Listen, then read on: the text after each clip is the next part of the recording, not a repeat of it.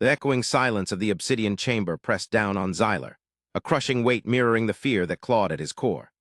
The air itself seemed to vibrate with unspoken dread, the polished black surfaces of the chamber reflecting his worried, six-eyed face back at him 1,000 times.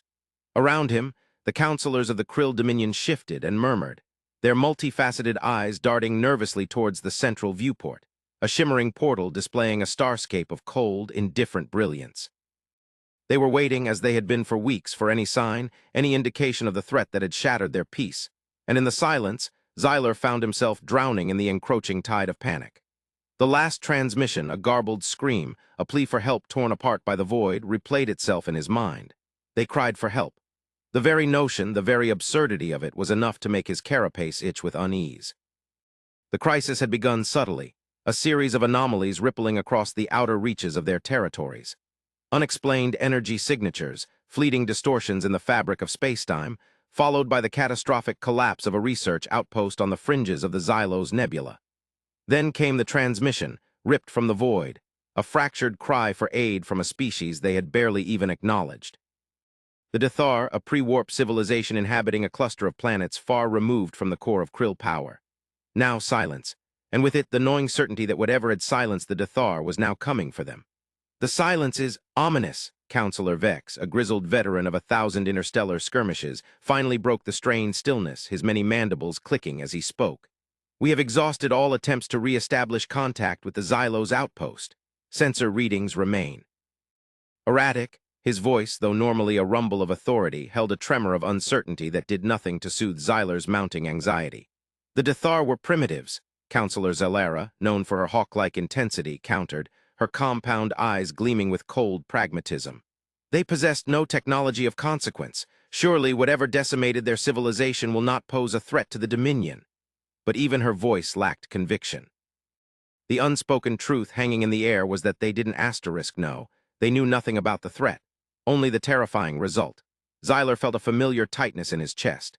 As first counselor, the burden of leadership, the weight of 1,000 star systems, fell upon his shoulders. He had to be strong to project an image of unwavering resolve, even though the void inside him echoed with the fear of the unknown. We must proceed with caution, deploy defensive fleets to the Xylos Nebula. Initiate a full-spectrum scan of all bordering territories. Mobilize the scientific core. We need to understand what we are facing. A wave of assent rippled through the chamber, a faint clicking and hissing of agreement. The Krill, a species of insectoid beings, were known for their stoic pragmatism and tactical brilliance. Yet beneath their seemingly impenetrable carapace, a seed of doubt had been planted, a seed that threatened to bloom into a full-blown panic. The viewport suddenly flickered and a holographic projection shimmered into existence. It depicted a star system, a swirling vortex of energy surrounding a binary star system. Sensors are picking up something, a young technician announced, her voice barely a whisper, a stark contrast to the vast, hollow chamber. A vessel emerging from a wormhole, origin unknown. The counselors leaned forward, their eyes fixed on the holographic display. A speck of light, a minuscule spark of defiance, slowly materialized within the swirling chaos. It was different, not like anything they had ever encountered. The ship's design was alien, utterly foreign. It was angular, unyielding, with a dark, almost predatory silhouette. It didn't conform to any known aesthetic, any known technology. Its presence, like a discordant note in a symphony of terror, sent a jolt of alarm through the room. "Identify it," Xyler commanded, his voice a low growl. The technician frantically worked, her mandibles clicking rapidly as she tapped on her console. After what felt like an eternity, she looked up, her multifaceted eyes wide with a strange mix of confusion and awe. It doesn't appear to be generating any energy signatures we recognize. No weapons systems detected. No warp drive. It's moving incredibly slowly. Slowly? Xylera sneered. What possible threat could such a primitive vessel pose? I don't know, Counselor, the technician stammered. But it's emitting a transmission, a distress call. It appears to be responding to the Dethar's plea. A collective gasp swept through the chamber. The implications were staggering. If this vessel was responding to the Dethar's plea, it meant it had already received it. It also meant it had entered the system not with the intention of conquest, but of assistance. And then there was the matter of its construction. If they couldn't even identify the vessel's components, how could they possibly anticipate its capabilities? "Translate the message," Xyler ordered, his voice barely audible above the rising tide of unease. The holographic projection shifted, displaying a rapidly translating stream of data. The Krill language specialists worked tirelessly to decipher the unknown signals. The silence returned, heavier now, pregnant with anticipation. The counselors waited, their hearts pounding in their chests. The fate of their dominion hung in the balance. Finally, after what felt like an eternity, the technician cleared her throat and began to read. The transmission, it's in a series of rhythmic pulses with images. The message is, "We have heard your call, we are coming to help." She paused, then added with a bewildered tone, "And we are the Deathworlders." The chamber exploded with a cacophony of clicking, hissing, and startled murmurs. Deathworlders. The whispers about the savage, brutal race of the galaxy's most hostile planets, known only through fleeting, often terrifying encounters in the deep void, now answering the call of the fallen. Deathworlders? Vex growled. They are known to be unpredictable, violent. They are a threat, Zalara declared, her voice now filled with a chilling certainty. Terminate them. No, Xyler said, his voice cutting through the rising panic. We know so little about them, we do not know their motivations. He turned to the technician. What do the images reveal? They are drawings, she replied, her voice trembling slightly. Of the vessel, of the Deathworlders themselves, they are bipedal, soft-skinned, they seem vulnerable. Vulnerable. The counselors exchanged glances. The Deathworlders, vulnerable. The rumors told of their ruthless efficiency in combat, their insatiable appetite for destruction. The image of a frail, soft-skinned being was at odds with the legend. Open a channel, Xyler ordered. Let's see what they have to say. He took a deep, steadying breath. And prepare for the worst. The viewport shifted, and the image of the unknown vessel resolved into crisp clarity. On its bridge, illuminated by the cold blue light of their monitors, sat humans. They were the Deathworlders. They were calm. In the ensuing days, the obsidian chamber became a war room, a nexus of fear and anticipation. The Krill scientists, engineers, and strategists worked tirelessly to analyze the human vessel, attempting to decipher its design, its capabilities, its intentions. The data was sparse, incomplete, but what they gleaned was unsettling. The humans' technology was unlike anything they'd encountered.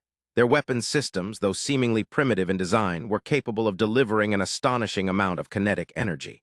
Their shields were almost impenetrable, but what was most alarming was their unpredictability. Their tactical decisions defied all known military doctrine. Their actions were often baffling, illogical, and yet consistently effective. Diplomatic relations, or at least the initial attempt, had been, to put it mildly, a struggle. The Krill, accustomed to their measured, logical approach to interstellar relations, found themselves completely bewildered by the human behavior. They spoke in a language they couldn't fully comprehend, their customs were alien, and their emotional responses were erratic. One moment they seemed to radiate warmth and friendliness, the next they were cold and distant.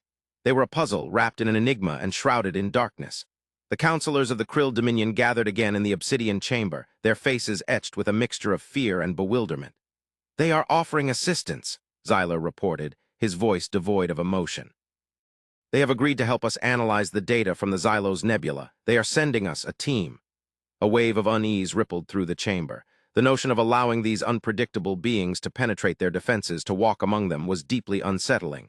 They should be contained, Zalara insisted. Quarantined, studied, before they become a threat. Their offer of aid is intriguing, Vex countered. Perhaps we can learn something from them about the threat. They do not seem to be acting for personal gain, Xyler said, his compound eyes fixed on the central viewport. They have risked their own vessel to investigate, and they did not even know what they would find. Their ship, they say, is equipped to investigate threats across the galaxy. The Xylos Nebula is the key, Xyler continued, ignoring the muttering around him. We must find out what happened to the Dethar, and we must understand the nature of this threat before it destroys us all. The door to the chamber hissed open, and the Krill guards, their black carapaces gleaming, stood aside. A contingent of humans entered, their presence instantly changing the atmosphere. They were tall, with pale skin and a strange, fragile appearance. Their eyes were a startling color of blue, and their expressions were unreadable. They moved with a disconcerting grace, their movements fluid and controlled. They wore simple, functional uniforms, devoid of any ornamentation. They carried no weapons. The Krill counselors watched them, their 6 eyes wide, their antennae twitching nervously. The Deathworlders had arrived. Leading the delegation was a human woman with fiery red hair. She possessed an air of authority that was both understated and undeniable. Her eyes, filled with an unfathomable depth, swept across the chamber, taking in every detail. She seemed unperturbed by their alien surroundings, unmoved by their scrutiny. She was, in short, terrifying. Greetings, she said, her voice a low, melodic sound that resonated through the vast chamber. We are here to help. The translation software rendered the humans' words into their own language, but the meaning, the intent, was unmistakable. The humans had arrived to help. Xyler, striving to maintain his composure, responded in a tone of diplomatic formality.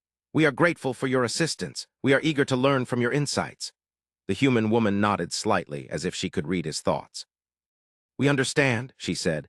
"We have observed the distress of the Dethar and the uncertainty surrounding the Xylos Nebula. We have also noted your concern. Rest assured, we share it." The counselors exchanged glances, their internal dialogues a flurry of suspicion and intrigue. It was a bizarre claim. Sharing concern? The Krill did not share concern. They analyzed, they strategized, they eliminated threats. "We have brought our own instruments," the woman continued, gesturing to a small, portable device her companion carried, "to assist in the investigation." The counselors watched, their faces grim, as the humans began to work. They brought their strange machines into the chamber and began to scan the data from their computers. Then, to the counselors' utter bewilderment, the woman turned to them and requested a tour. "We would appreciate a tour of your facilities," she stated, her voice as calm and collected as before, "to familiarize ourselves with your methods." The counselors exchanged stunned glances. A tour? They wanted to tour the Dominion's most sensitive installations. Was this some elaborate act of subterfuge? Xyler, after a moment of deliberation, made the difficult decision. "Very well, we will accommodate your request, but you will be accompanied by our guards. And you will refrain from any unauthorized activity." The woman's lips turned into a slight, almost imperceptible smile. "Understood." And so the humans began their investigation. They toured the Krill facilities, examining their technology, their tactics, their culture.